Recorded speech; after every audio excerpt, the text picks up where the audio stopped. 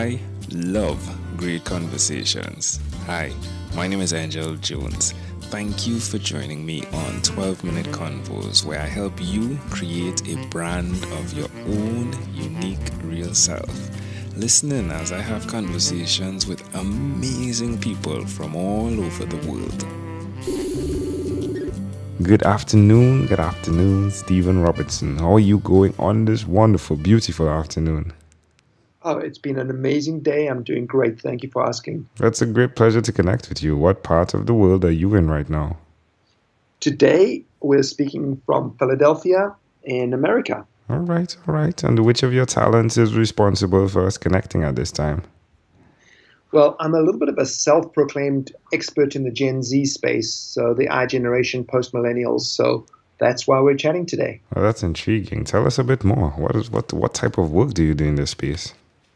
Well, for 40 years now, we've been running just some incredible summer experiences for students from more than 100 countries and 50 states from around the world, 100 countries around the world and 50 states. They come and visit with us at some really high-end universities, primarily on the East Coast, and spend some time during the summer with us. So over the years, I've got to know this current Gen Z population incredibly well, and I'm really passionate about them. Wow. How old are you? Did you say how old am I? Yeah. Oh, I'm 50, so I'm a Gen Xer, but I'm really passionate about working with this demographic. Well, I asked your age impolitely to touch on. I'm guessing they must keep you pretty young. That is completely true. That's why when you asked me how old I was like, wow, I don't feel my age. I certainly don't want to live my age, and they absolutely keep me young. Yeah, I can well imagine. So what's been the most fun part of just intermingling with these Gen Zs? Well, Gen Z is such an incredible demographic. They are so creative, so innovative, and they're so focused and driven that we see a few thousand every summer, and just getting to know them and getting a sense of who they are and how they see life it's so refreshing. And so that's what not only keeps me motivated and excited, but drives me. You know, there's always the scenario where the old man would like to know what the young man is thinking, as well as the young man would like to know what the old man is thinking, right? In terms of wisdom exchange, experience exchange. What is one exchange you would like for those visiting to have from your experiences, Stephen? One nugget of wisdom. Well, mentoring is just such an incredible thing, which is what you're really touching on. So if I had to say one nugget of wisdom, I would say that aptitude, let me say that again, forgive me. Attitude, not aptitude, determines your altitude. And that's something that Zig Ziglar said, and I said it correctly the second time, and I just love that. It's a great wisdom. Yeah, most definitely. Wow, that's intriguing. And what skill should we touch on? So is it communication is one of the skills that your strengths come out by? So, I think I call myself a serial connector. And so connecting, which I guess falls under communication a little bit, is certainly where I love to be. So who did you learn that from? Is it someone in your family, or were you just an innate connector? I think I'm designed and wired as a connector, but I've certainly seen it in practice in a number of really amazing people in my life. One of the people is the founder of the company that I'm a member of, Julian Krinsky Camps and Programs. Julian himself is an incredible connector, but I've always been wired a little bit like that, and so just seeing one or two people like that in action has certainly poured fuel on that fire. That's great. Why will you continue to repeat this skill? Well, really, connecting is absolutely everything. It keeps us real. It keeps us grounded. It keeps us interested, even interesting. And, it potentially even opens so many doors that living another way just doesn't make sense. Love it. Where's the best place for someone to connect with you, Stephen? So probably the best way is JKCP, Julian Krinsky Camps and Programs, or at House of Glencar on Instagram, or to find me on LinkedIn. I love connecting, so please feel free to connect with me. That's wonderful. Well, do tell us one other thing that you've done consistently over the last 3 years, please.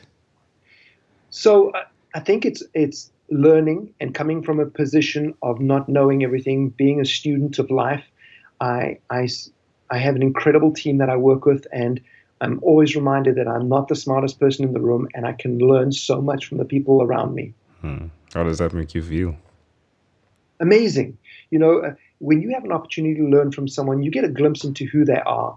And in this crazy busyness of this fast world, the time to just slow down and reflect and connect and look into someone's life and get to know them a little bit is such a valuable and rare commodity. So I cherish those opportunities to not only get a glimpse into who people really are, but to learn from them. Love it. Suggest to someone that's listening, please, why they should do what you've done by tuning into the listening. I remember my parents always saying, you have 2 ears and 1 mouth, so you should listen more than you talk. All right. Suggest to someone that's listening why they should at least attempt to listen actively more than they speak. Well, I think for those people that are listening, they very quickly will realize there's an immense value in truly getting to know the person that's the one person that's in front of you. Our attention is drawn in so many different directions today. To take the time to just connect and listen to that one person that's in front of you for those 1 or 2 moments, not only changes your life, but I think it fulfills you in so many ways, and I think it brings joy. And so that's why you should pursue it. Love it. Amazing audience. You're hearing it live here from Steven Robertson. Steven, let's switch gears for a moment now, and let me invite you into my time machine that is surrounded with beautiful, warm, blue Caribbean water. Steven, what is your earliest childhood memory? It's funny. I'm thinking of a photograph I remember when I was young, and it was for my birthday. And it's funny as it seems. I got a tennis racket and a cricket bat for my birthday, and the joy on my face in that picture, I remember it like it was yesterday, was amazing. It's one of my earliest memories. How old do you think you were? I think I was about 8 years old at the time. How do you see that memory connecting to who you are today? It's for me, as I think back to that time, I realized that in your early years, you're formed so much by your parents, who you are, how you behave. And the tennis racket and the cricket bat, to me, in many ways, were some of the first tools I received to start fashioning out who I was in life. It gave me freedom to go to the tennis courts and play tennis, to partake in sports, to mix with other people in a way that I hadn't really before. So it was part of helping me, begin the journey of figuring out who I really am and want to be. Can I offer an interpretation to the thought picture you created in my mind? I would love that. I love the idea that there's one constant, which is the ball, for the both sports, cricket and lawn tennis in this particular picture. You said tennis courts, so I'm guessing it's the same ball, right? Right. Used by. And it's fascinating to me that how there can be 2 sides of a scenario that interact with one thing, one focus. So again, the cricket with the bat, yeah, definitely the ball, and the tennis racket, again, 2 different entirely scenarios, right? 2 different entirely scenarios, but yet it's intriguing to know that it's all up to your perception, all up to who you are to understand and to interact with both of them. A lot like what you're doing now with Gen Z, and Gen X, and I'm sure multiple generations, understanding that one human, but definitely there are different ways to communicating and connecting with them.